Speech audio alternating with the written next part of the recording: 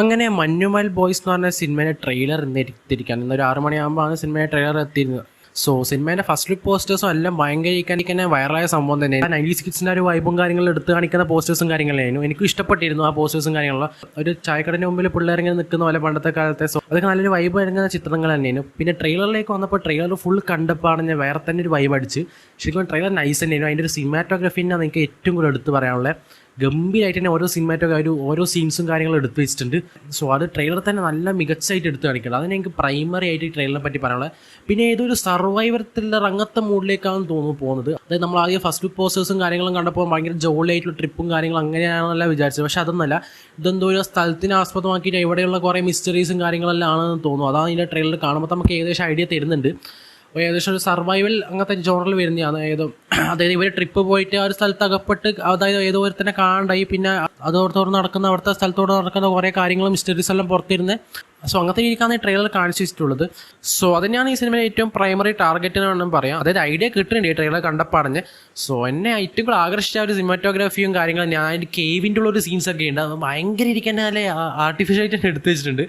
അത് നല്ല രസമുണ്ട്. ആ ഒരു കേവിൻ്റെ ഉള്ള സീൻസ് അത് നല്ല ബിഗ് സ്ക്രീനിൽ കാണുമ്പോൾ തന്നെ നമുക്ക് ഫീൽ ചെയ്യും, നമ്മളതിൻ്റെ ഉള്ളിൽ നിൽക്കുന്ന പോലെ തോന്നുന്നുണ്ട്.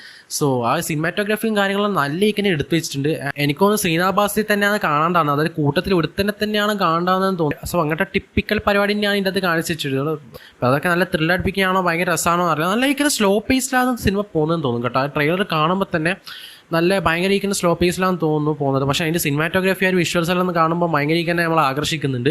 സോ വേറൊരു കാര്യം സ്പെഷ്യലാക്കുന്നത് അതിൻ്റെ സുഷിൻ ശ്യാമാണ് മ്യൂസിക് എഴുതിക്കുന്നത്. സുഷിൻ ശ്യാമിനെയൊക്കെ ഓൾറെഡി അറിയാം, നമ്മളെ മലയാളത്തിൽ അനിരുദ്ധാണ്.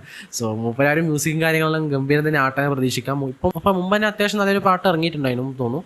സോ അങ്ങനത്തെ കുറേ കാര്യങ്ങൾ. പിന്നെയുള്ള കാര്യം ബേസ്ഡ് ഓൺ ട്രൂ സ്റ്റോറി എന്ന് പറഞ്ഞിട്ട് എഴുതിയിട്ടുണ്ടായിരുന്നു. സോ ഒരു ട്രൂ സ്റ്റോറി ആണെന്നുള്ള കാര്യം ഞാനിപ്പോൾ പറയുന്നത്.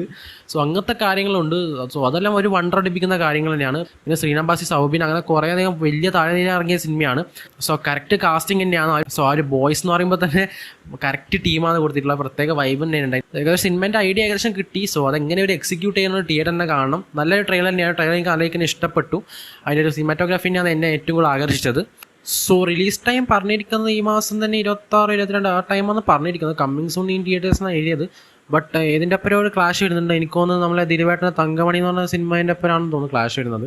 സോ കണ്ടന്റ് അറിയണം. സോ വീഡിയോ ഇഷ്ടപ്പെട്ട ചാനൽ സബ്സ്ക്രൈബ് ചെയ്യുക, സപ്പോർട്ട് ചെയ്യുക. സോ അടുത്ത വീഡിയോ വീണ്ടും കാണാം. നന്ദി.